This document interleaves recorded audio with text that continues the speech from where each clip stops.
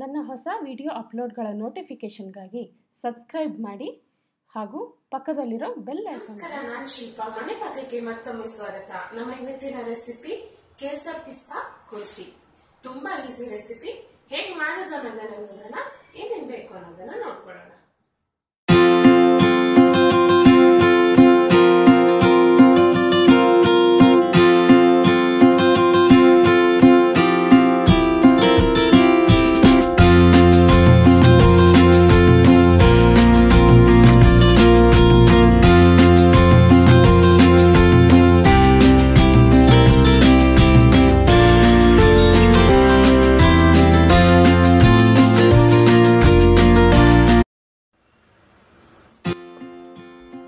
ಈಗ ಮೊದಲಿಗೆ ನಾನು ಹಾಲನ್ನ ಬಿಸಿ ಮಾಡೋದಕ್ಕೆ ಇಟ್ಕೊಂಡಿದ್ದೀನಿ.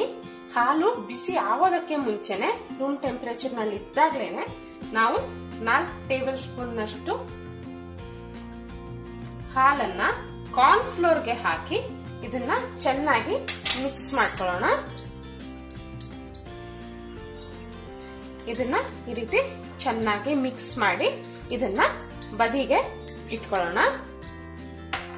ಈಗ ಹಾಲು ಒಂದು ಕುದಿ ಬರೋವರೆಗೆ ನಾವು ಇದನ್ನ ಬಿಸಿ ಮಾಡ್ಕೊಳ್ಳೋಣ.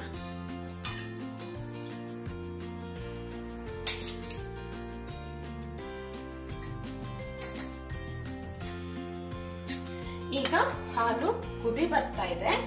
ಈಗ ನಾವು ಉರಿಯನ್ನ ಸಣ್ಣ ಮಾಡಿ 2 ಟೇಬಲ್ ಸ್ಪೂನ್ ನಷ್ಟು ಬಿಸಿ ಹಾಲನ್ನ ಕೇಸರಿಗೆ ಹಾಕೊಳ್ಳೋಣ ಹಾಗೂ ಇದನ್ನ ಬದಿಗಿಟ್ಕೊಳ್ಳೋಣ. ಈಗ ಸಣ್ಣ ಉರಿಯಲ್ಲಿ ಹಾಲು ಅರ್ಧದಷ್ಟು ಆಗೋವರೆಗೆ ಇದನ್ನ ಇಂಗಿಸ್ಬೇಕು. ಸಣ್ಣ ಉರಿಯಲ್ಲಿ ಮಧ್ಯ ಮಧ್ಯ ಕೈ ಆಡಿಸ್ತಾ ಇದನ್ನ ಅರ್ಧದಷ್ಟು ಆಗೋವರೆಗೆ ಬತ್ತಿಸ್ಕೊಳ್ಳೋಣ. ಈಗ ಹಾಲು ಅರ್ಧದಷ್ಟು ಇಂಗಿದೆ. ಇಲ್ಲಿ ಮಾರ್ಕ್ ನೋಡಿದ್ರೆ ನಿಮ್ಗೆ ಗೊತ್ತಾಗುತ್ತೆ. ಇಲ್ಲಿ ತನಕ ಇದ್ದಿದ್ದು ಇಷ್ಟು ಇಂಗಿದೆ. ಈಗ ನಾವು ಕಲಸಿಟ್ಕೊಂಡಿರೋ ಕಾರ್ನ್ ಫ್ಲೋರ್ ಅನ್ನ ಇದಕ್ಕೆ ಹಾಕಿ ಗಂಟಿಲ್ಲದ ಹಾಗೆ ಇದನ್ನ ಮಿಕ್ಸ್ ಮಾಡ್ಕೊಳ್ಳೋಣ. ಈಗ ಕಾರ್ನ್ ಫ್ಲೋರ್ ಹಾಕಿದ್ಮೇಲೆ ಹಾಲು ಸ್ವಲ್ಪ ದಪ್ಪ ಆಗೋವರೆಗೆ ಈ ರೀತಿ ಕೈ ಆಡಿಸ್ತಾ 2 ರಿಂದ 3 ನಿಮಿಷ ಇದನ್ನ ಬೇಯಿಸ್ಕೊಳ್ಳೋಣ. ಈಗ ನೆಕ್ಸ್ಟ್ ನಾವಿದಕ್ಕೆ ಖೋವಾ ಹಾಕಿ ಚೆನ್ನಾಗಿ ಮಿಕ್ಸ್ ಮಾಡ್ಕೊಳ್ಳೋಣ. ಚೆನ್ನಾಗಿ ಖೋವಾ ಗಂಟಿಲ್ದ ಹೋದಾಗೆ ಎಲ್ಲ ಕಡೆ ಚೆನ್ನಾಗಿ ಮಿಕ್ಸ್ ಆಗೋವರೆಗೆ ಮಿಕ್ಸ್ ಮಾಡ್ಕೊಳ್ತಾ 1-2 ನಿಮಿಷ ಇದನ್ನ ಚೆನ್ನಾಗಿ ಮಿಕ್ಸ್ ಮಾಡ್ಕೊಳ್ಳೋಣ. ಈಗ ಖೋವಾ ಕರಗಿ ಚೆನ್ನಾಗಿ ಮಿಕ್ಸ್ ಆಗಿದೆ. ಈಗ ನಾವು ಇದಕ್ಕೆ ಕಂಡೆನ್ಸ್ಡ್ ಮಿಲ್ಕ್ ಅನ್ನ ಹಾಕೊಳ್ಳೋಣ. ಕಂಡೆನ್ಸ್ಡ್ ಮಿಲ್ಕ್ ಇಲ್ಲದೆ ಹೋದ್ರೆ ನೀವು ಅರ್ಧ ಕಪ್ ನಷ್ಟು ಸಕ್ಕರೆಯನ್ನ ಇದಕ್ಕೆ ರಿಪ್ಲೇಸ್ ಮಾಡಬಹುದು. ಕಂಡೆನ್ಸ್ಡ್ ಮಿಲ್ಕ್ ಹಾಕಿದ್ರೆ ಒಳ್ಳೆ ಕನ್ಸಿಸ್ಟೆನ್ಸಿ ಬರುತ್ತೆ. ಹಾಗಾಗಿ ಇಟ್ಟು ನಾನು ಇವತ್ತು ಕಂಡೆನ್ಸ್ಡ್ ಮಿಲ್ಕ್ ಅನ್ನ ಯೂಸ್ ಮಾಡ್ತಾ ಇದ್ದೀನಿ. ಚೆನ್ನಾಗಿ ಮಿಕ್ಸ್ ಮಾಡಿಕೊಂಡು 5 ನಿಮಿಷ ಎಲ್ಲ ಚೆನ್ನಾಗಿ ಹೊಂದ್ಕೊಂಡು ಮಿಕ್ಸ್ ಆಗಿ ಇನ್ನೊಂದು ಸ್ವಲ್ಪ ದಪ್ಪ ಆಗೋವರೆಗೆ ಇದನ್ನ ನಾವು ಕುದಿಸ್ಕೊಳ್ಳೋಣ. ಈಗ ಕಂಡೆನ್ಸ್ಡ್ ಮಿಲ್ಕ್ ಚೆನ್ನಾಗಿ ಇದರಲ್ಲಿ ಮಿಕ್ಸ್ ಆಗಿದೆ. ಈಗ ನಾವು ಎಲ್ಲ ಫ್ಲೇವರ್ ಅನ್ನ ಹಾಕೊಳ್ಳೋಣ. ಮೊದಲನೇದಾಗಿ ಕೇಸರಿ, ಏಲಕ್ಕಿ ಪುಡಿ ಹಾಗೂ ಪಿಸ್ತಾ. ಪಿಸ್ತಾ ಸ್ವಲ್ಪ ಮೆತ್ತಗಾಗೋವರೆಗೆ ಮತ್ತೆ ಎಲ್ಲ ಫ್ಲೇವರು ಚೆನ್ನಾಗಿ ಹೊಂದ್ಕೊಳ್ಳೋವರೆಗೆ ಇನ್ನೊಂದು 5 ನಿಮಿಷ ಇದನ್ನ ಸಣ್ಣ ಉರಿಯಲ್ಲಿ ಬೇಯಿಸ್ಕೊಳ್ಳೋಣ. ಈಗ ಸ್ಮೂತ್ ಆದ ಕ್ರೀಮಿ ಕುಲ್ಫಿ ಮಿಕ್ಸ್ಚರ್ ರೆಡಿ ಆಗಿದೆ. ಈಗ ನಾವು ಗ್ಯಾಸ್ ಅನ್ನ ಆಫ್ ಮಾಡಿ ಇದು ಪೂರ್ತಿಯಾಗಿ ತಣ್ಣಗಾಗಿ ರೂಮ್ ಟೆಂಪರೇಚರ್ ಬರೋವರೆಗೆ ಕಾಯಬೇಕು. ಇದನ್ನ ಮುಚ್ಚಿ ಪೂರ್ತಿಯಾಗಿ ತಣ್ಣಗಾಗೋದಕ್ಕೆ ಬಿಡೋಣ.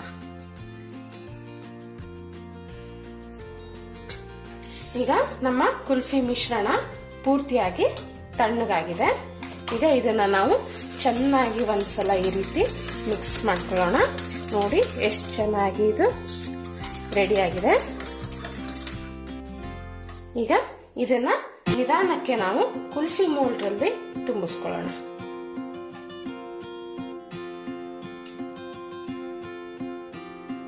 ಈಗ ಈ ಎಲ್ಲಾ ಕುಲ್ಫಿ ಮೋಲ್ಡ್ ಅಲ್ಲಿ ತುಂಬಿಸಿ ಆಗಿದೆ. ಇದನ್ನ 1-2 ಸಲ ಈ ರೀತಿ ಟ್ಯಾಪ್ ಮಾಡಿ ಈಗ ಈ ಮುಚ್ಚಳಗಳನ್ನ ಇದಕ್ಕೆ ಫಿಕ್ಸ್ ಮಾಡ್ಕೊಳ್ಳೋಣ.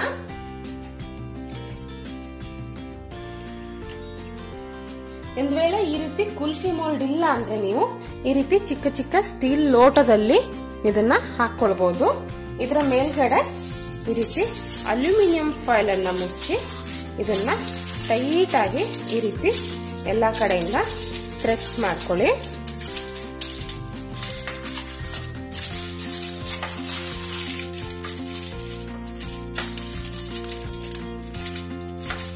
ಈ ರೀತಿ ನೀವು ಅಲ್ಯೂಮಿನಿಯಂ ಫಾಯಿಲ್ ಅನ್ನ ಮುಚ್ಚಿ ಇದನ್ನ ಫ್ರೀಸ್ ಮಾಡಬಹುದು. ಈಗ ಇದನ್ನ ಕನಿಷ್ಠ 6 ರಿಂದ 8 ಗಂಟೆ ನಾವು ಫ್ರೀಜರ್ ಅಲ್ಲಿ ಇಡಬೇಕು. ಅರ್ಜೆಂಟ್ ಮಾಡಬೇಡಿ, ಕನಿಷ್ಠ 8 ತಾಸು ಇದು ಫ್ರೀಜರ್ ಅಲ್ಲಿ ಫ್ರೀಸ್ ಆಗಬೇಕು.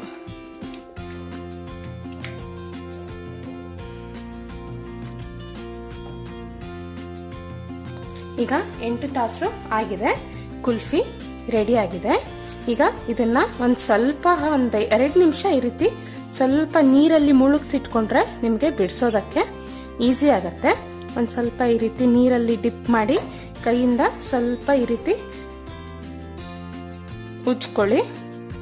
ಈಗ ನಿಧಾನಕ್ಕೆ ನಾವು ಕುಲ್ಫಿಯನ್ನ ಬಿಡಿಸ್ಕೊಳ್ಳೋಣ.